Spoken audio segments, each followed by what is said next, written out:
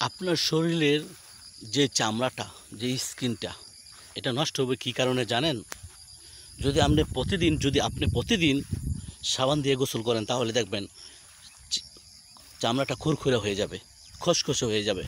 তো চেষ্টা করবেন প্রতিদিন সাবান দিয়ে না গোসল করার জন্য, একদিন পরে পরে সাবান দিয়ে গোসল করার জন্য চেষ্টা করবেন। ঠিক আছে, প্রতিদিন গোসল করবেন, কিন্তু সাবান দিয়ে একদিন পরে পরে গোসল করবেন। কিন্তু প্রতিদিন সাবান দিয়ে গোসল করলে আপনার শরীরের যে চামড়াটা এটা নষ্ট হয়ে যাবে, হ্যাঁ, খোরখুরে হয়ে যাবে। বাংলা লিঙ্ক যেমন দাগ হয়, এবারে দাগ হয়ে যাবে চেহারার মধ্যে, বাংলা লিঙ্গের মতো এবারে দাগ হয়ে যাবে। তো চেষ্টা করবেন অবশ্যই সব জিনিস মেনে চলার জন্য। ঠিক আছে, সবসময় যদি আমরা মেডিসিন ব্যবহার করি আমাদের ক্ষতি হবেই। সবসময় আমরা প্রাকৃতিক বনজ ঔষধ, দেখেন কত সুন্দর ওষুধের গাছ, এসব জিনিস আমরা যদি চিনি, তাহলে আমরা যদি চিনি না এটি ব্যবহার করতে পারি, আমাদের উপকার হবে।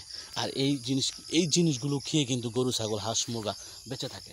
দেখেন এই যে গরুর জন্য এই গাছ, দেখেন গরুর কিন্তু অসুখ বিসুখ কম হয়।